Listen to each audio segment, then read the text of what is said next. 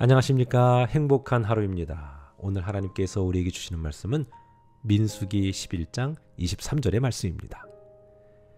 여호와께서 모세에게 이르시되 여호와의 손이 짧으냐?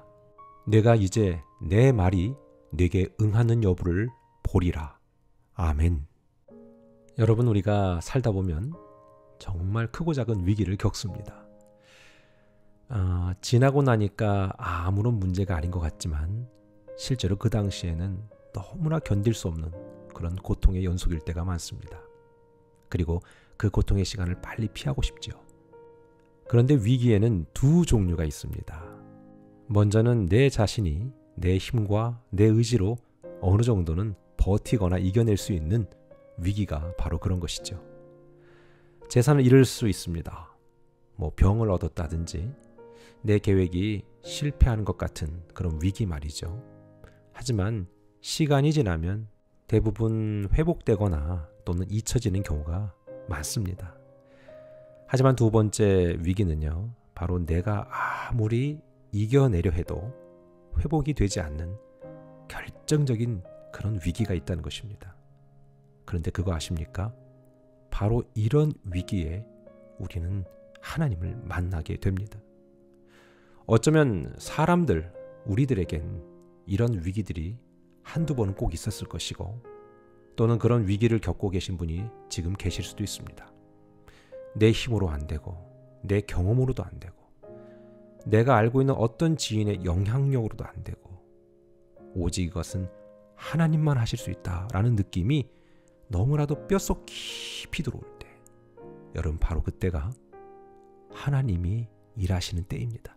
그리고 그 위기는 어찌 보면 하나님이 우리들에게 허락해 주신 그런 믿음의 현장일 수 있습니다. 우리가 대부분 적당한 위기에는 하나님을 못 만나거든요. 그렇잖아요. 그냥 내가 헤쳐가잖아요. 물론 그것이 맞는 것일 수 있어요. 그러나 여러분, 우린 크고 작은 어떤 일이라도 위기 자체를 하나님께 맡겨야 됩니다. 그리고 하나님이 하시도록 우리가 요청하고 우리가 하나님께 부탁해야 되는 것입니다. 그런 가운데 우리의 의지와 경험과 여러 가지 방편들이 활용이 될 수도 있고 이용이 될 수도 있고 그렇습니다.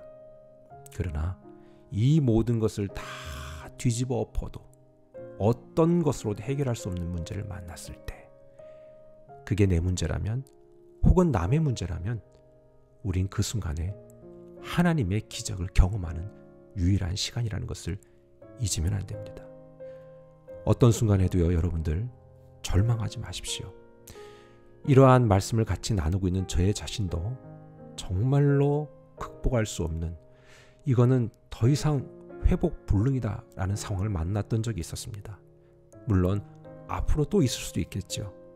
상상하고 싶지 않지만 그런 일들은 우리의 삶 도처에 깔려 있습니다.